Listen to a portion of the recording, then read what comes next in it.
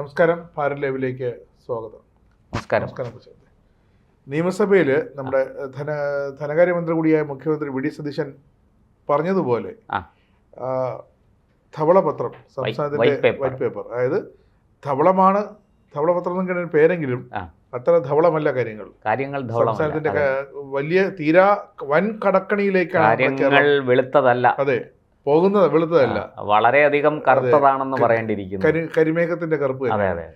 സംസ്ഥാനം പോകുന്നത് വൻ കടക്കണിയിലേക്ക് എന്നല്ല, സംസ്ഥാനം ഇപ്പോൾ ചെന്ന് പതിച്ചിരിക്കുന്നത് വൻ കടക്കണിയിൽ. അതാണ് ധവളപത്രം. അപ്പോൾ കടം വരാൻ പോവല്ല, അതെ, നിലവിൽ കടത്തിലേക്ക് മുഴുക്കടമാണ്. നമുക്കെല്ലാവർക്കും ഉള്ള കടത്തിന് പുറമേയായിട്ട് സംസ്ഥാനത്തിന്റെ പൊതുക്കടം, അങ്ങനെ പറയാം. മുൻ ധനമന്ത്രി കെ എൻ ബാലഗോപാൽ വളരെ രൂക്ഷമായി വിമർശിച്ചു ഇതിലെ പരാമർശങ്ങളല്ല. അദ്ദേഹത്തിനും അറിയില്ലായിരുന്നു, ഇപ്പോഴാണ് അദ്ദേഹം ഇതൊക്കെ അറിയുന്നത്. കാരണം അദ്ദേഹം ഡമ്മി ആയിരുന്നല്ലോ. അദ്ദേഹം പറയുന്നത് പുറത്തുള്ള ഒരാളെ, ധനകാര്യ വകുപ്പിന് പുറത്തുള്ള ഒരാളെ, അത് ചന്ദ്രശേഖർ എന്ന വ്യക്തിയെ ഇത് തയ്യാറാക്കാൻ ഏൽപ്പിച്ചതിനെയാണ് അദ്ദേഹം ഇപ്പൊ കുറ്റപ്പെടുത്തുന്നത്. അതെ, അതായത് കടക്കണിലായതല്ല, വിവരമുള്ള ആൾക്കാരെയല്ലേ 10 വർഷത്തിന് ശേഷം വിവരമുള്ള ഒരാൾ നോക്കുന്നത്, കയറുവിരി ശാസ്ത്രജ്ഞന്മാരെ ഏൽപ്പിക്കാൻ പറ്റില്ല. 10 വർഷത്തിന് ശേഷമാണ് വിവരമുള്ള ഒരാൾ ഇതിലേക്ക് ഉറ്റുനോക്കുന്നത്. ഈ പറയുന്നത് എന്താണെന്നറിയോ? സംസ്ഥാനത്തിന്റെ കടം 5.07 ലക്ഷം കോടിയായി വർദ്ധിച്ചു എന്നാണ് പറയുന്നത്. ഇതിന് പിന്നെ കിഫ്ബി സമാന്തര ഭരണ സംവിധാനമായിട്ട്, ഒരു സമാന്തര ഭരണകൂടമായിട്ട് കിഫ്ബി പ്രവർത്തിച്ചെന്നാണ്. സർക്കാരിന്റെ അല്ലെങ്കിൽ സംസ്ഥാനത്തിന്റെ വികസനത്തിന് കിഫ്ബിയിൽ നിന്ന് പണമെടുക്കാനാണ് കിഫ്ബി ഉണ്ടാക്കിയെങ്കിലും, പക്ഷെ ഈ കിഫ്ബിക്ക് മാത്രം ഉള്ളത് എത്രയെന്നറിയാം? 21,000 കോടി രൂപയുടെ ബാധ്യതയാണ് കിഫ്ബിക്ക് മാത്രം. ഇതെങ്ങനെ തിരിച്ചടയ്ക്കുമെന്ന് ഒരു പിടുത്തവുമില്ല. കിഫ്ബി ഈ ചെലവുകളെല്ലാം പോയിട്ടാണ്. അതായത് ഈ നമ്മുടെ കയ്യിൽ നിന്ന് പെട്രോൾ അടിക്കുമ്പോൾ പിരിക്കുന്ന സെസ് അതെല്ലാം കഴിഞ്ഞിട്ട് 21,000 കോടി രൂപയുടെ ബാധ്യത ഉണ്ടാക്കി വെച്ചു. കിഫ്ബി ഇപ്പം അവിടെ ഇവിടെ കുഴി തോണ്ടി, കല്ലിട്ട്, പൈപ്പിട്ട്, പില്ലർ ഇറക്കി, അല്ലെങ്കിൽ കുറേയിടത്ത് മണലുകൊണ്ട് ഇറക്കി, കുറേയിടത്ത് കുഴിച്ച് കുളം തോണ്ടി, അങ്ങനെ കുറെ പദ്ധതികൾ ഇപ്പോൾ ഓൺ ഗോയിങ് ആണ്. 35,000 കോടി രൂപ വേണ്ടിയും ഇത് പൂർത്തിയാക്കാൻ തുടങ്ങുകയും ചെയ്തു. മറ്റേ നമ്മുടെ ഈ പണിതീരാത്ത വീട് പോലെ ഇനിയും കിടക്കുന്ന അവസ്ഥ വരും. 35,000 കോടി രൂപ വേണ്ടി വരും. അതുപോലെ തന്നെ ഈ കിഫ്ബിക്ക് ഈ വായ്പ എടുക്കുന്നതിന് സർക്കാരിനെ അധിക ചെലവാണ്. ഇതിന് സമാധാനം പറയേണ്ടി വരും. 1.5% വരെ സംസ്ഥാനത്തിന്റെ ബജറ്റിന് പുറത്താണ് എന്ന് പറയുമ്പോഴും ഈ കടം മുഴുവനും ബാധിക്കുന്നത് സംസ്ഥാനത്തെയാണ്, സംസ്ഥാന ഖജനാവിനെ. 1.5% അധികം പലിശ ഇതിനേക്കാൾ ഈ 1.5% കുറച്ച് നമുക്ക് വേറെ വായ്പ കിട്ടുമായിരുന്നു. പക്ഷെ അത് ബജറ്റിന് പുറത്ത് കൊണ്ടുപോയി ഈ 1.5% കൂട്ടി വായ്പ എടുക്കുമ്പോൾ അതെന്തിനു വേണ്ടിയായിരുന്നു എന്നുള്ള ചോദ്യത്തിന് ഇനിയെങ്കിലും കഴിഞ്ഞ LDF സർക്കാരിലെ ഈ ധനകാര്യ വകുപ്പ് കൈകാര്യം ചെയ്യുന്ന കെ എം എബ്രഹാം ആയാലും അല്ല കെ എൻ ബാലഗോപാലും അതിന് മുമ്പിരുന്ന തോമസ് ഐസക് ആണെങ്കിലും ഈ കിഫ്ബി ചെയർമാൻ സ്ഥാനം ഒഴിഞ്ഞ് മുംബൈയിലേക്ക് ഓടിപ്പോയ കിഫ്ബി ചെയർമാൻ എബ്രഹാം ആണെങ്കിലും 2-3 പേരിൽ ഒരാൾ എങ്കിലും സമാധാനം പറയേണ്ടി വരും. കാരണം അത്രത്തോളം തിന്നവൻ വെള്ളം കുടിക്കണം. തീർച്ചയായിട്ടും ഈ സംസ്ഥാനത്തെ ഇത്രയും വലിയ കടക്കണിയിലേക്ക് കൊണ്ടെത്തിച്ചത് ആരാണോ അവരതിന് സമാധാനം പറഞ്ഞേ മതിയാവൂ. കിഫ്ബിയിൽ വേറെ തമാശയും കൂടെ ഉണ്ട്. അസമത്വമാണ് വളരെ.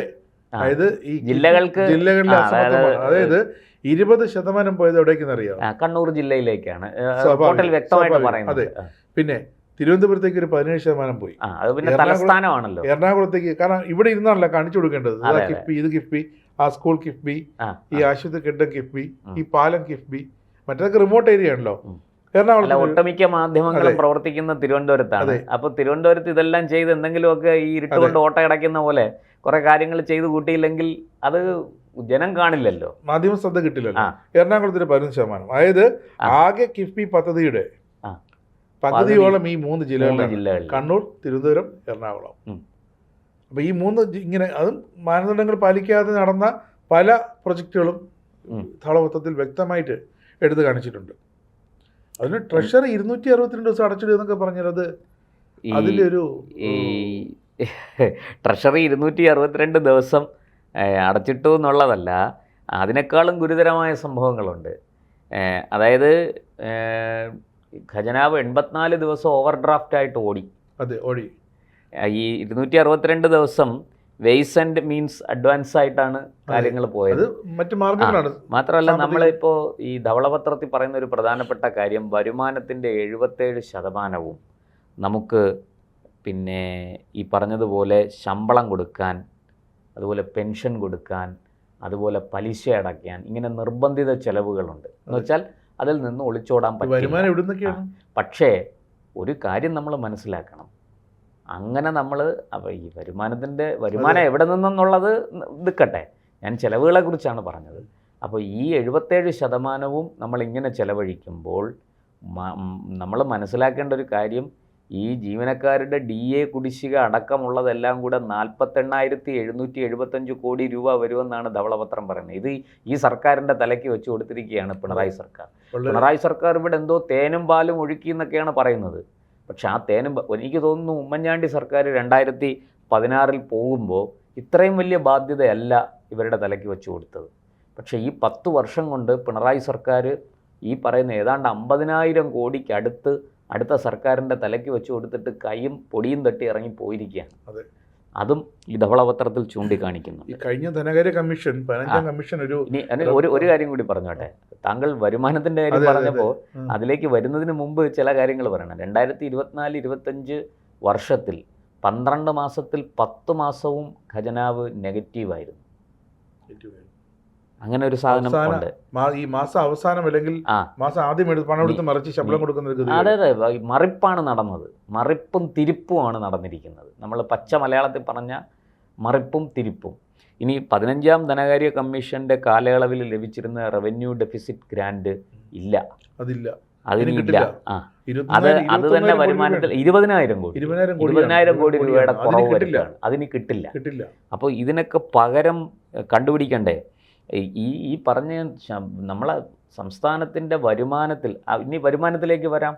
നികുതി കുടിശ്ശിക എത്രയാണ്? നികുതി കുടിശ്ശിക എത്ര 1000 കോടി രൂപയാണ്? അതിനെക്കുറിച്ച് ഇതിൽ കാര്യമായിട്ടൊന്നും പറയുന്നില്ല എന്നാണ് ഞാൻ മനസ്സിലാക്കുന്നത്. 48,733 48,733 കോടി രൂപയുടെ ബാധ്യത നേരത്തെ പെൻഷൻ കൊടുക്കാനുള്ളതാണ്. പെൻഷന്റെ ഇത് നമ്മളെ ക്ഷേമ പെൻഷൻ അങ്ങനെയൊക്കെ ഉള്ളതെല്ലാം അതിൽ വരും. ഞാൻ പറയുന്നത് സർക്കാരിന് കിട്ടേണ്ട നികുതിയിൽ കുടിശ്ശികയായിരിക്കുന്നത് എത്ര 1000 കോടി രൂപയാണ്. ഇതിന്റെ ഇരട്ടി കോടി രൂപയാണ് കിടക്കുന്നത്. അതെന്തുകൊണ്ട് പിണറായി സർക്കാർ പിരിക്കാൻ ഉത്സാഹം കാണിച്ചു? അതുപോലെ എല്ലാവരും ലാഭത്തിൽ നിന്ന് പറഞ്ഞല്ലോ. KSRTC നഷ്ടത്തിലാണ്, വാട്ടർ അതോറിറ്റി നഷ്ടത്തിലാണ്. ഇതിന്റെ എല്ലാം കൂടെ പൊതുമേഖലാ സ്ഥാപനങ്ങൾ എടുത്താൽ ഇവര് പറഞ്ഞത്, അതായത് പി രാജീവും പിണറായി വിജയനും ഒക്കെ പറഞ്ഞതെന്ന് വെച്ചാൽ എല്ലാം ലാഭത്തിലാണ്, കേരളത്തിൽ എല്ലാം ലാഭത്തിലാണ്. പോകുന്നതിന് മുമ്പേ എൻ്റെ ചോദ്യം ഇത്രയേ ഉള്ളൂ, എന്നാൽ പിന്നെ നിങ്ങളൊരു ധവളപത്രം ഇറക്കി ഏതൊക്കെയാണ് ലാഭത്തിൽ, എത്ര രൂപ ലാഭം കിട്ടി, സർക്കാർ ഖജനാവിൽ എത്ര രൂപയുണ്ട് എന്നൊരു ധവളപത്രം ഇറക്കിയിട്ട് പോകാത്തന്തേ? ഈ KSRTC മാത്രമല്ല വെള്ളാനെന്ന് പറയുന്നത്. KSRTC മാത്രമല്ല, ഒരുപാട് സ്ഥാപനങ്ങളുണ്ട്, ഒരുപാട് എല്ലാ പൊതുമേഖലാ സ്ഥാപനങ്ങളും വാസ്തവത്തിൽ കഴിഞ്ഞ 10 വർഷം കാലങ്ങളായിട്ട് കട്ടുമുടിക്കുകയാണ്. അതിൽ കഴിഞ്ഞ 10 വർഷം തീവട്ടിക്കൊള്ള നടന്നു എന്ന് വേണം. 78,000 കോടി രൂപയുടെ സഞ്ചിത നഷ്ടമാണ് ഈ KSRTC, വാട്ടർ അതോറിറ്റി തുടങ്ങിയ പൊതുമേഖലാ സ്ഥാപനങ്ങൾ. അതെ, അത് എന്തിനാണ് ഈ പൊതുമേഖലാ സ്ഥാപനങ്ങൾ ഇങ്ങനെ? അതായത് കൃത്യം തുക പറയാം, 78,851 കോടി. ഞാൻ നേരത്തെ പറഞ്ഞത് ഒരു ചെറിയ വ്യത്യാസമുണ്ട്. ഞാൻ പറഞ്ഞിരുന്നത് നമ്മുടെ ഇതുമായി ബന്ധപ്പെട്ട് 48,855 കോടി എന്നാണ്. അല്ല, 48,733 കോടി രൂപയാണ് DA പിന്നെ പെൻഷൻ കുടിശ്ശിക എല്ലാം കൂടെ ചേർത്ത് വരുന്നത്. അതെ, കൊടുക്കാനുള്ളതാണ്. അത് ഈ സർക്കാർ കൊടുക്കണം. അതേസമയം KSRTC അടക്കമുള്ള പൊതുമേഖലാ സ്ഥാപനങ്ങളുടെ സഞ്ചിത നഷ്ടം എന്ന് പറയുന്നത് 78,851 കോടി രൂപ. അപ്പോൾ ഇതൊക്കെ ഇനി ഈ KSRTC അടക്കമുള്ള വാട്ടർ അതോറിറ്റി, ഇലക്ട്രിസിറ്റി ബോർഡ് അടക്കമുള്ള ഈ സ്ഥാപനങ്ങളൊക്കെ എങ്ങനെ രക്ഷിക്കും എന്നുള്ളതാണ് ഇവിടെ ഉയരുന്ന ചോദ്യം. ഈ ഒരു കിഫ്ബിയും കൊണ്ട് കിഫ്ബി എന്ത് പറഞ്ഞാലും മുഹമ്മദ് റിയാസ് പറയുന്ന കേൾക്കാം, കിഫ്ബിയിൽപ്പെടുത്തി ദേശീയപാത നിർമ്മാണത്തിന് പിന്നെ മണല്, സിമൻറ്റ്, കല്ല് ഇതിൻ്റെ നികുതി വേവ് ചെയ്ത് കൊടുത്തു സംസ്ഥാന സർക്കാരിന് കിട്ടേണ്ട. അതായത് ഒരു 5,000 കോടി രൂപ ഇവിടെ കിട്ടേണ്ടതായിരുന്നു. അത് അല്ല, മറ്റ് സംസ്ഥാനങ്ങളിലൊക്കെ ഭൂമി ഏറ്റെടുത്ത് കൊടുക്കുമ്പോൾ അത് സംസ്ഥാന സർക്കാരാണ് അതിൻ്റെ പണം കൊടുത്ത് ഭൂമി ഏറ്റെടുക്കുന്നത്. ഇവിടെ അത് പറ്റില്ല. ഒന്നാമത്തെ കാര്യം സർക്കാരിൻ്റെ ഇല്ല. രണ്ടാമത്തെ കാര്യം, ഇവിടെ ഭൂമിക്ക് വലിയ വിലയാണ്. അപ്പോൾ ദേശീയപാതയുടെ വശങ്ങളിൽ നിന്ന് ഭൂമി ഏറ്റെടുക്കുക, എല്ലാം ജനവാസ കേന്ദ്രങ്ങളാണ്, സ്ഥാപനങ്ങളാണ്, ചെറിയ ചെറിയ കച്ചവട കേന്ദ്രങ്ങളാണ്, ഇതൊക്കെയാണ്. അപ്പോൾ ഇതിനെ എങ്ങനെ ഏറ്റെടുക്കും? വലിയ വില കൊടുക്കേണ്ടി വരും. അതും കേന്ദ്ര സർക്കാർ കൊടുത്തു. എന്നിട്ട് പറയണം 5000 കോടി രൂപ ഞങ്ങളെ റോഡാണെന്ന്. അതായത് 95,000 ഏതാണ്ട് 1 ലക്ഷം കോടി രൂപയ്ക്ക് അടുത്ത് ചെലവാക്കിയതിൽ 5000 കോടി രൂപ കൊടുത്തിട്ട് അവകാശപ്പെടുകയാണ് ഇത് ഞങ്ങൾക്കുള്ളതാണ്. അത് ഇടിഞ്ഞു പൊളിഞ്ഞപ്പോഴാണ് പഴി മൊത്തം അവിടെ കൊടുത്തത്. മറ്റേത് മാഹി പാലത്തിൽ റീലായിരുന്നു. പൊതുമരാമത്ത് മന്ത്രി റീല് കുമാരൻ ഈ റീലടിക്കാനാണല്ലോ പാവം ജി സുധാകരനെ മാറ്റിയിട്ട് ഇയാളെ കൊണ്ടുവന്നത്. ഈ റീലെടുത്ത് അതിങ്ങനെ പ്രചരിപ്പിക്കാൻ വേണ്ടിയിട്ടാണല്ലോ മരുമകനെ കൊണ്ടുവന്നത്. ഇരിക്കട്ടെ, ഞാൻ പറയുന്നത് എന്തുകൊണ്ട് പിണറായി സർക്കാർ പോകുന്നതിന് മുമ്പ് നമ്മൾ കിഫ്ബി കൊണ്ടുള്ള നേട്ടങ്ങൾ വിശദീകരിച്ച് ഒരു പരസ്യം എത്ര 120 കോടിയോ മറ്റോ ചെലവാക്കി പരസ്യം നടത്തി. ഒന്നാം പിണറായി സർക്കാരിന്റെ കാലത്ത് ചാനലുകൾക്കൊക്കെ പണം വാരിക്കുരി കൊടുക്കും, കോടികളാണ് കൊടുത്തത്. അതായത് നിങ്ങൾ ഏതെങ്കിലും ഒരു കിഫ്ബി പ്രോജക്റ്റിനെ പറ്റി ഒരു ഡോക്യുമെന്ററി ചെയ്യൂ, പ്രഷർ കാണാതിരിക്കാം. അങ്ങനെ സീരിയസ് ആയിട്ട് 2-3 ജനം കണ്ടു എന്നുള്ളത് ഒരു റീച്ച് പോലും ഇല്ലാത്ത ലോക്കൽ ചാനലുകൾക്ക് വരെ കോടികൾ വാരിക്കോരി അത് കിഫ്ബി ഓഫീസിൽ കൊടുക്കുക. അങ്ങനെ അതിലൂടെ ജനങ്ങൾ മുഴുവനും കണ്ടതുകൊണ്ടല്ലേ ഇപ്പം മുന്നണി തന്നെ 35 സീറ്റുമായിട്ട് പ്രതിപക്ഷത്തിരിക്കുന്നത്. പാർട്ടിക്ക് കിട്ടിയത് 26 സീറ്റാണ് അല്ലേ. പിന്നെ ഈ വരുമാനത്തിന്റെ കാര്യത്തിൽ പറയാനുള്ള ഒരു ഉപദേശം, ഇവർ നേരത്തെ പറഞ്ഞിരുന്നെങ്കിൽ നമുക്ക് വരുമാനം കൂട്ടായിരുന്നു. എല്ലാവരും ദിവസം 3 പെഗ് ബിവറേജ് കോർപ്പറേഷനിൽ പോയി വാങ്ങിച്ചടിക്കുക എന്ന് പറഞ്ഞിരുന്നെങ്കിൽ ഈ വരുമാനം കുത്തനെ എല്ലാവരും ഓരോ ലോട്ടറി എടുക്കും. അതെ, ഓരോ ലോട്ടറി എടുക്കും. ഇതിൽ നല്ല അതായത് മറ്റേ സ്റ്റാറ്റ്യൂട്ടറി ആക്കുക, നമ്മൾ പെൻഷൻ സ്റ്റാറ്റ്യൂട്ടറി ആക്കുക എന്ന് പറയുന്നു അല്ലെ, നിർബന്ധിതമാക്കുക. എല്ലാവരും നിങ്ങൾ വാങ്ങിച്ച് കുടിക്കാത്തവർ വാങ്ങിച്ച് നിലത്തൊഴിച്ചു. അല്ല, ബിവറേജ് കൺസ്യൂമർ ഫെഡ് ഇല്ല, ബിവറേജ് കോർപ്പറേഷനിൽ വാങ്ങിക്കാൻ ചെല്ലുമ്പോൾ അങ്ങനെ പോകാറില്ല. ആധാറുമായിട്ട് ബന്ധപ്പെടുത്തി എന്തെങ്കിലും ഒരു പുതിയ സ്റ്റിക്കർ ഒട്ടിച്ചിട്ട് ആ കുപ്പി തിരികെ കൊടുത്താൽ 20 രൂപ കിട്ടും.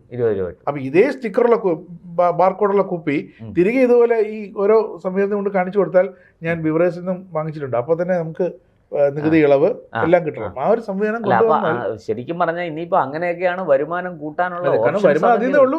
അതെ, മദ്യം വിൽപ്പന എന്നുള്ള വരുമാനം, വേറെ ഒന്നും. ഈ 10 ലോട്ടറി ഇവിടെ മലമറിക്കുമെന്നും പറഞ്ഞ് അധികാരത്തിൽ കയറിയ 2016 തെരഞ്ഞെടുപ്പിന് മുമ്പ് AKG സെന്ററിൽ വലിയ സെമിനാർ, മറ്റേ ഇയാള് നമ്മുടെ പട്നായിക്കിനെയൊക്കെ കൊണ്ടുവന്നാണ് സെമിനാർ നടത്തിയത്.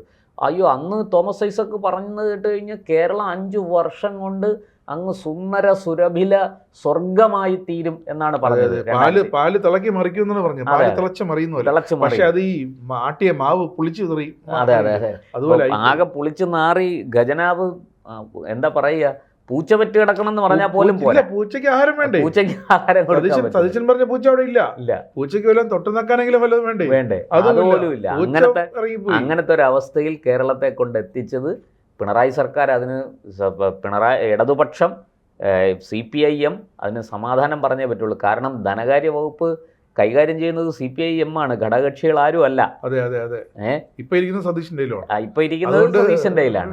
അല്ല, ഞാൻ ഇതിനകത്തൊരു ഒരു വാസ്തവം പറയാം. 2001 നമ്മുടെ AK ആന്റണി സർക്കാർ 100 സീറ്റുകളുമായിട്ട് അധികാരത്തിൽ വരുമ്പോൾ സംസ്ഥാന ഖജനാവ് വളരെ ദയനീയമായിരുന്നു. അന്ന് കോൺഗ്രസ് ഈ ഘടകകക്ഷികളുടെ സമ്മർദ്ദമൊന്നുമില്ല, കോൺഗ്രസ്സിന് ഒറ്റയ്ക്ക് വേണമെങ്കിൽ ഭരിക്കാം, അത്രയും സീറ്റുകൾ കിട്ടി. കോൺഗ്രസ് എന്ത് ചെയ്തു? ധനകാര്യ വകുപ്പ് കോൺഗ്രസ് ഏറ്റെടുത്തു. അത് കേരള കോൺഗ്രസ്സിനൊന്നും കൊടുത്തില്ല. എന്നിട്ട് അവർ വളരെ ശക്തമായ നിലപാടെടുത്ത് മുണ്ട് മുറുക്കി എടുത്ത് മുന്നോട്ട് പോയി.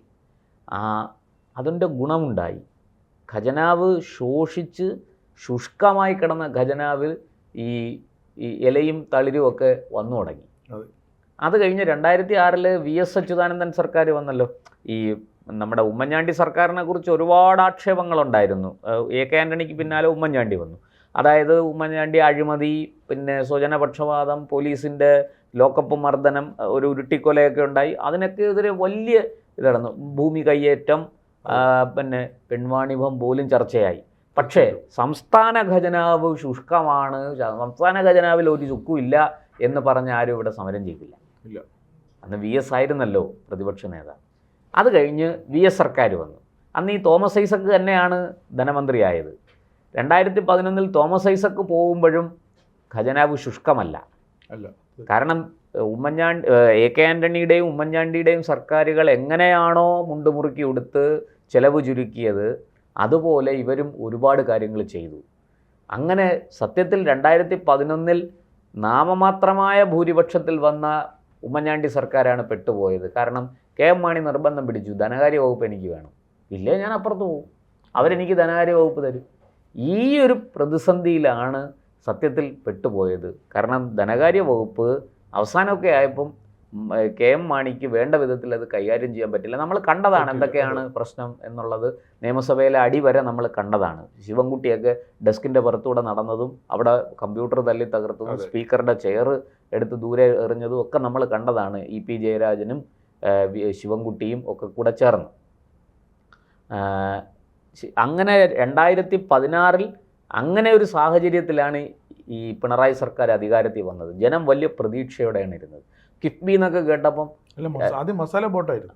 മസാല ബോണ്ടൊക്കെ ഇറക്കി അല്ല, കിഫ്ബിയിലൂടെയാണല്ലോ ഇതെല്ലാം വരുന്നത്. കിഫ്ബിയുടെ പേരിലാണല്ലോ ഈ സാധനം എല്ലാം വരുന്നത്. അപ്പോൾ ഈ കിഫ്ബി എന്ന് കേൾക്കുമ്പോൾ തന്നെ കേരള ഇൻഫ്രാസ്ട്രക്ചർ ഡെവലപ്മെൻറ്റിന് വേണ്ടി ഉണ്ടാക്കിയിരിക്കുന്ന ഒരു സ്വതന്ത്ര കേരളത്തിലെ അടിസ്ഥാന സൗകര്യങ്ങൾ വികസിപ്പിക്കാൻ നോക്കൂ. അടിസ്ഥാന സൗകര്യങ്ങൾ വികസിപ്പിക്കാൻ ഉമ്മൻചാണ്ടിയുടെ അത്രയും ശ്രമം പിണറായി വിജയന് വേണ്ടി വന്നില്ല. കാരണം എന്താണെന്ന് ഞാൻ പറയാം. ഉമ്മൻചാണ്ടിയുടെ കാലത്ത് അടിസ്ഥാന സൗകര്യ വികസനത്തിന് ശ്രമിച്ചപ്പം എതിര് നിന്നതാരാ?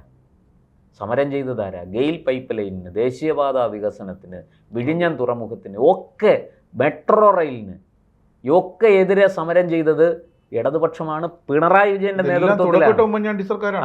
ഇതെല്ലാം തുടക്കമിട്ടത് ഉമ്മൻചാണ്ടി സർക്കാർ. ആ ഉമ്മൻചാണ്ടി സർക്കാരിന്റെ കാലത്ത് ഉദ്ഘാടനം ചെയ്തത് പിണറായി. അപ്പോൾ അന്ന് ഒരു കല്ലെടുത്ത് വെക്കാൻ സമ്മതിക്കില്ല. ഈ ഗെയിൽ പൈപ്പ് ലൈന് വലിയ ഭൂകമ്പം ഉണ്ടാവും, ഇപ്പോൾ പൊട്ടിത്തെറിക്കും, നിങ്ങളുടെ ഭൂമിയുടെ അടിയിലൂടെ ആറ്റം ബോംബാണ് കടന്നു പോകുന്നത് എന്നൊക്കെ പറഞ്ഞ് വലിയ കോലാഹലം ഉണ്ടാക്കിയവർ അധികാരത്തിൽ കയറി സത്യപ്രതിജ്ഞ ചെയ്തതിൻ്റെ പിറ്റേന്ന് പ്ലെയിന് പിടിച്ച് ഡൽഹിയിൽ പോയി നരേന്ദ്രമോദിയുടെ കാല് പിടിച്ചു. നരേന്ദ്രമോദി ആദ്യം പറഞ്ഞത്, നിങ്ങൾ 2004 കേന്ദ്ര സർക്കാർ, അതായത് മൻമോഹൻ സിംഗിൻ്റെ ഭരണം കിട്ടി, മൻമോഹൻ സിംഗ് സർക്കാർ അധികാരമേറ്റ് എനിക്ക് തോന്നുന്നു മാസങ്ങൾക്കുള്ളിൽ ഈ ഗെയിൽ പൈപ്പ് ലൈനിൻ്റെ ഇത് ഗുജറാത്തിനും കേരളത്തിനും അനുവദിച്ചു. ഗുജറാത്ത് അത് ഇൻസ്റ്റാൾ ചെയ്തിട്ട് എത്രയോ കാലമായി. ഇവിടെ അത് ഇൻസ്റ്റാൾ ചെയ്ത് ഒരു പതിറ്റാണ്ടായിട്ടും കേരളത്തിൽ അതിൻ്റെ ഒരു കല്ലെടുത്ത് വെച്ചിട്ടില്ല. അപ്പം ഇത്രയേറെ സമരം ചെയ്ത് ഇതിനെല്ലാം എതിരെ വലിയ മലപ്പുറം ജില്ല അങ്ങ് പൊട്ടിത്തെറിക്കും, അതുപോലെ കോഴിക്കോട് വലിയ നാശങ്ങളുണ്ടാകും എന്നെല്ലാം പറഞ്ഞ് ഞാൻ നോക്കുമ്പോൾ ചാനൽ ചർച്ചയിലൊക്കെ മലപ്പുറത്തെ പ്രതിനിധീകരിച്ച് ചിലരൊക്കെ വന്നിരുന്ന അങ്ങ് വലിയ മലപ്പുറത്തിൻ്റെ ചരിത്രം അറിയാമോ? ഇങ്ങോട്ട് വരണ്ട, ഏതാ ഭാരതപ്പുഴ കടന്ന് ഇങ്ങോട്ട് വരണ്ട, അതിനക്കരെ നിന്ന് ഭാരതപ്പുഴയ്ക്ക് അക്കരെ നിന്ന് സംസാരിച്ചാൽ മതി എന്നൊക്കെയാണ് വീരവാദങ്ങൾ. അവർക്കെല്ലാം കണക്ഷൻ കിട്ടി. ഇപ്പം എല്ലാവർക്കും കണക്ഷൻ കിട്ടി. തിരുവനന്തപുരത്ത് പരീക്ഷണാടിസ്ഥാനത്തിൽ അതെ അല്ല, ഞാൻ പറഞ്ഞത് അങ്ങനെയൊക്കെ ചെയ്ത് ഇതിനെ വികസനത്തെ തുരങ്കം വെച്ചവർ 2016 അധികാരത്തിൽ കയറിയപ്പോൾ ഓടി നടന്നാണ്. ദേശീയപാത 30 മീറ്ററിലെ വികസിപ്പിക്കാവുള്ളൂ എന്ന് പറഞ്ഞവർ 45 മീറ്റർ, പിന്നെ 60 മീറ്റർ വേണമെങ്കിലും ഞങ്ങൾ സമ്മതിക്കാം എന്നുള്ള അവസ്ഥയായി. ഇനി ഗെയിൽ പൈപ്പ് ലൈൻ യുദ്ധകാല അടിസ്ഥാനത്തിലല്ലേ ഇട്ടത്? അല്ലേ? ഈ പറഞ്ഞ ദേശീയപാത വികസനത്തിന് തടസ്സവുമായിട്ട് വന്നത് സത്യത്തിൽ കമ്മ്യൂണിസ്റ്റ് കണ്ണൂരൊക്കെ വയൽക്കിളി സമരം നമുക്കറിയാമല്ലോ. ആരാണ് വന്നത്? വേറെ ആരുമല്ല, വേറെ ഒരു സംഘടനയും വന്നില്ല. ഈ പറഞ്ഞ പോപ്പുലർ ഫ്രണ്ടുകാരോ SDPIക്കാരോ പോലും വന്നില്ല. ഉമ്മൻചാണ്ടിയുടെ കാലത്ത് ഇവരെല്ലാം ബാനറും പൊക്കി പിടിച്ചു ഫ്രണ്ടിലുണ്ടായിരുന്നു സമരത്തിന്. പക്ഷേ അവരാരും വന്നില്ല. സമരം ചെയ്തത് കമ്മ്യൂണിസ്റ്റുകാരാണ്. അന്ന് G. സുധാകരൻ എന്താ പറഞ്ഞതെന്ന് നമുക്കറിയാം വയൽക്കിളി സമരത്തെക്കുറിച്ച്, അല്ലേ? അപ്പോൾ അതൊന്നും ഈ കഴിഞ്ഞ 10 വർഷം പിന്നെ ഇവരെ ബാധിച്ചതില്ല. ഇവര് പറയുന്നതൊന്നും പ്രവർത്തിക്കുന്നത് വേറൊന്ന്. അങ്ങനെ സംസ്ഥാനത്തിൻ്റെ ഖജനാവിനെ മുടിപ്പിച്ച് അതായത് വരുമാനമുണ്ടാക്കാവുന്ന വളരെ സിമ്പിളാണ്, വരുമാനമുണ്ടാക്കാവുന്ന ഒരു പ്രവൃത്തിയില്ല. ഉള്ള വരുമാനത്തെ ദൂർത്തടിച്ചു. അതല്ലേ സത്യം. നമ്മൾ കണക്ക് ഇത്രയും സങ്കീർണമായിട്ട് കണക്കൊന്നും പറയണ്ട, വളരെ ലളിതമായിട്ട് ചിന്തിച്ചാൽ മനസ്സിലാവും. Doctor B. അശോക് ഒരു അഭിമുഖത്തിൽ പറഞ്ഞതാണ് ഈ കാര്യങ്ങൾ പലതും, അല്ലേ? ഇവിടെ കേരളത്തിൽ നടന്നത് വളരെ ലളിതമല്ലേ? ഒന്ന്, പുതിയ വരുമാന സ്രോതസ്സില്ല. ഗൾഫിൽ നിന്ന് വരുന്ന റെമിറ്റൻസ് നിന്നാൽ എന്ത് ചെയ്യും രാജേഷ് ജി? നിങ്ങളൊന്ന് ലളിതമായിട്ട് ആലോചിച്ച് നോക്കൂ. ഗൾഫിൽ നിന്ന് വരുന്ന പണം അതിന് എന്തെങ്കിലും ഇപ്പം തന്നെ നമുക്കറിയാം ഈ ഇറാൻ സംഘർഷം ഉണ്ടായപ്പോൾ നമ്മളെ ഏറ്റവും കൂടുതൽ ബുദ്ധിമുട്ട് അനുഭവിച്ചത് ഇന്ത്യയാണ്. കാരണം നമ്മളാണ് എണ്ണ ഇറക്കുമതി. നമുക്ക് റഷ്യയിൽ നിന്നും ഇറാനിൽ നിന്നും ഈ ഗൾഫിൽ നിന്നും ഒക്കെ എണ്ണ കിട്ടിയേ പറ്റുള്ളൂ. നമുക്കിവിടെ കുഴിച്ചെടുക്കാൻ പറ്റുന്ന സംവിധാനങ്ങളായിട്ടില്ല. നമുക്ക് എണ്ണയുണ്ട്, പക്ഷെ അത് നമുക്ക് ഇപ്പോൾ എടുക്കാൻ ഇനിയും സമയമെടുക്കും. ഇരിക്കട്ടെ. അപ്പോൾ അവിടുന്ന് എണ്ണ വരാതായപ്പോൾ തന്നെ നമ്മൾ അനുഭവിച്ച ബുദ്ധിമുട്ട് എന്താ? ഇനി അവിടെ ജോലി ചെയ്യുന്ന ആൾക്കാർക്ക് ശമ്പളം കൃത്യമായിട്ട് കിട്ടിയാലല്ലേ ഇങ്ങോട്ട് പണം അയക്കാൻ പറ്റുള്ളൂ. അവർക്ക് ശമ്പളം കിട്ടുന്നില്ല, പണം അയക്കാൻ പറ്റുന്നില്ല. ഇതൊക്കെ നമ്മളെ കൂടുതൽ കൂടുതൽ വരിഞ്ഞു മുറുക്കിക്കൊണ്ടിരിക്കുകയാണ്. അപ്പോൾ ഇവിടെ ആ വരുമാന സ്രോതസ്, ഉള്ള വരുമാനത്തെ ഭംഗിയായിട്ട് ചെലവഴിക്കുന്നതിന് പകരം അതിനെ ദൂർത്തടിച്ച് അതിനെ എന്താ പറയുക, അതിൻ്റെ പുറത്ത് ബജറ്റിനകത്തും ബജറ്റിന് പുറത്തും കടമെടുക്കാവുന്ന ഇത് കൊണ്ടുവന്ന് റിസർവ് ബാങ്കിൻ്റെ അനുമതി, കേന്ദ്ര ധനകാര്യ വകുപ്പിൻ്റെ അനുമതി, ഇതൊന്നുമില്ലാതെ ശുദ്ധ തോന്നിയാസം കാണിച്ചിട്ട് 2 കൈയും വീശി പൊടിയും തട്ടി ഇറങ്ങിപ്പോയി. 48,000 ചില്ലുവാനം കോടി രൂപ, ഏതാണ്ട് 50,000 കോടി രൂപ അടുത്ത സർക്കാരിൻ്റെ തലയ്ക്ക് വെച്ച് കൊടുത്തു. നിങ്ങൾ കൊടുത്തോ? ഗ്രാൻറ്റും പോയി. 20,000 കോടി രൂപയുടെ ഗ്രാൻറ്റും ഇല്ലാതായി. അതുപോട്ടെ, അത് അവരുടെ കുറ്റമല്ല. കിഫ്ബിയുടെ കടമെടുപ്പ് ഇത്രയും കൂടിയത് കൊണ്ട് നമ്മുടെ കേന്ദ്രത്തിന്റെ കടമെടുപ്പ് പരിധി ഇനി കുറയും. അങ്ങനെ ഒരു വല്ലാത്ത സാഹചര്യത്തിലേക്ക്, ശ്വാസം മുട്ടുന്ന അവസ്ഥയിലേക്ക് കേരളത്തെ കൊണ്ടെത്തിച്ചിട്ട് കയ്യും വീശി ഇറങ്ങി അങ്ങ് പോയി. ഇപ്പോൾ ഇതാ പുതിയ സർക്കാർ കിടന്ന് കൈകാലിട്ടടിക്കുകയാണ്. എന്തായാലും ധവളപത്രം വന്നത് വളരെ നന്നായി. ഞാൻ വെല്ലുവിളിക്കുകയാണ്, ഒരു മാധ്യമപ്രവർത്തകൻ എന്നുള്ള നിലയ്ക്ക് ജനങ്ങൾക്ക് വേണ്ടി സംസാരിക്കാൻ നമ്മൾ ബാധ്യതപ്പെട്ടവരാണ്. അതുകൊണ്ട് ആ ജനങ്ങൾ നിങ്ങളോട് ചോദിക്കുകയാണ്. ഈ KN ബാലഗോപാൽ ഇപ്പോഴും ഉണ്ടല്ലോ, നിങ്ങൾ ഇറങ്ങിപ്പോകുന്നതിന് മുമ്പുള്ള ഒരു കൃത്യമായ കണക്ക്, എന്തൊക്കെ എങ്ങനെയൊക്കെ ചെലവഴിച്ചു, കിഫ്ബിയിൽ എത്ര വന്നു, എത്ര ചെലവഴിച്ചു. ഊരാളുങ്കൽ സൊസൈറ്റിക്ക് കൊടുക്കാനുള്ളത് വലിയ കുടിശ്ശികയാണ്. ശതകോടികളാണ് അവർക്ക് കൊടുക്കാനുള്ളത്. ശമ്പളം കൊടുക്കാൻ നിവൃത്തിയില്ല. അപ്പോൾ അങ്ങനത്തെ സാഹചര്യത്തിലേക്ക് നിങ്ങൾ കൊണ്ടെത്തിച്ചതിനെ കുറിച്ച് കൃത്യമായി നിങ്ങൾ ഒരു പുറത്ത് വിട്. ഒരു വൈറ്റ് പേപ്പറോ ബ്ലാക്ക് പേപ്പറോ റെഡ് പേപ്പറോ, നിങ്ങൾക്ക് റെഡ് പേപ്പർ ആണല്ലോ പുറത്ത് വിടും. എബ്രഹാം വേണം. കണക്ക് മൊത്തം അദ്ദേഹത്തിൻ്റെതാണ്. അദ്ദേഹം മുംബൈയിലേക്ക് പോയി. അതെ, മുംബൈയിലേക്ക്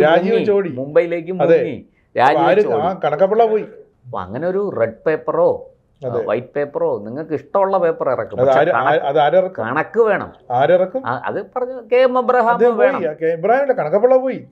ഇതൊക്കെ ചെയ്തു വെച്ച കിഫ്ബിയുടെ അങ്ങനെയൊന്നും പോകാൻ പറ്റത്തില്ല. അങ്ങനെയൊന്നും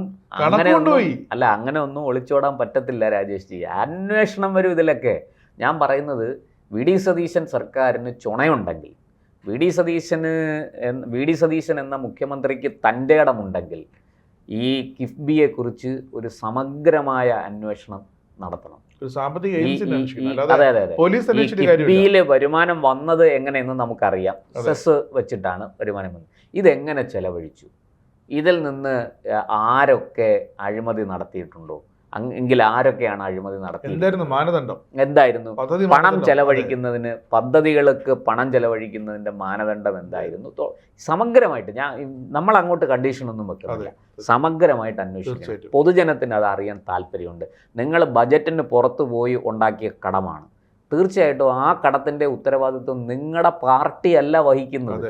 അത് ഇവിടുത്തെ സാധാരണക്കാരനായ ഓരോ പൗരനും കൊടുക്കുന്ന നികുതിയിൽ നിന്നാണ് ആ കടം തീർക്കേണ്ടത്. അല്ലാതെ നിങ്ങളുടെ ആരുടെയും പാർട്ടി ഓഫീസിൽ നിന്നോ പാർട്ടി കേന്ദ്ര കമ്മിറ്റിയിൽ നിന്നോ ഒന്നും കൊണ്ടുവന്നല്ല കടം തീർക്കുന്നത്. ഇവിടുത്തെ ജനങ്ങളുടെ അധ്വാനത്തിൻ്റെ ഫലത്തിൽ നിന്ന് എടുത്താണ് കടം തീർക്കുന്നത്. അതുകൊണ്ട് ആ ജനം ചോദിക്കുന്നു, നിങ്ങൾ ഉത്തരം പറയാൻ ബാധ്യസ്ഥരാണ്, നിങ്ങൾ പറഞ്ഞേ മതിയാവൂ. അല്ലെ, സതീഷിന്റെ കയ്യിൽ അല്ല, പുതിയ സർക്കാരിനെയും മുഖ്യമന്ത്രിയെയും പ്രതികൂട്ടി നിർത്തിയിട്ട് കാര്യമൊന്നും. VD സതീശൻ ധനമന്ത്രി ആയതുകൊണ്ട് അദ്ദേഹത്തിന് മുന്നിൽ ഇപ്പോഴുള്ളത് 35,000 രൂപയുടെ കിഫ്ബിയുടെ അധിക ബാധ്യത ഇനി ചെയ്തു തീർക്കാനുള്ള പദ്ധതി തുക അത്രയുണ്ടെങ്കിൽ കിഫ്ബിയുടെ പ്രോജക്റ്റുകൾ തീരുള്ളൂ. തുടങ്ങി വെച്ച പ്രോജക്റ്റുകൾ തീരുള്ളൂ. അത് തന്നെ അത് എവിടുന്ന് കൊടുക്കും? എവിടുന്ന് വരുമാനം? ഈ കിഫ്ബിയിൽ നിന്ന് കിട്ടുന്ന ഒരു വരുമാനം ഓക്കെ, സെസ്സാണ്, നമ്മൾ കൊടുക്കുന്ന നികുതിയാണ്, നമ്മൾ കൊടുക്കുന്ന അധിക നികുതിയാണ്. പെട്രോൾ അടിക്കുമ്പോൾ നമ്മൾ കൊടുക്കുന്ന അധിക നികുതിയാണ്, സമ്മതിച്ചു. പക്ഷേ ഈ ബാക്കി വരുന്ന ഇതിനെല്ലാം സമാധാനം പറയണ്ടേ? ഈ DA കുടിശ്ശിക അടക്കം, പെൻഷൻ കുടിശ്ശിക അടക്കം, ക്ഷേമ പെൻഷനുകൾ അടക്കം, ഇതിനെല്ലാം സംസ്ഥാന സർക്കാർ ഉത്തരം പറയണ്ടേ? ഇതെവിടുന്ന്? അതായത് കടം വാങ്ങി നിത്യനിദാന ചെലവുകൾ നടത്തുകയും ദൂർത്തടിക്കുകയും ചെയ്തു. കഴിഞ്ഞ 10 വർഷം സംസ്ഥാനത്തെ പ്രൊഡക്റ്റീവ് ആക്കുന്നതിന് പകരം, ക്രിയേറ്റീവ് ആക്കുന്നതിന് പകരം, സംസ്ഥാനത്തിന് പുതിയ വരുമാന സ്രോതസ്സുകൾ ഉണ്ടാക്കിയെടുക്കുന്നതിന് പകരം ഈ സംസ്ഥാനത്തെ നിത്യനിദാന ചെലവുകൾക്ക് പോലും കടം വാങ്ങുകയും എന്നിട്ട് ആ കടം വാങ്ങാൻ കേന്ദ്ര സർക്കാർ പറഞ്ഞിരിക്കുന്ന പരിധിക്കകത്ത് കേന്ദ്ര സർക്കാരിൻ്റെ അനുമതി കിട്ടാതെ വന്നപ്പോൾ അതിനുവേണ്ടി സുപ്രീം കോടതി വരെ പോയ ഒരു സർക്കാരാണ് ഭരിച്ചിട്ട് ഇറങ്ങിപ്പോയത്, മുടിപ്പിച്ചിട്ട് ഇറങ്ങിപ്പോയത്.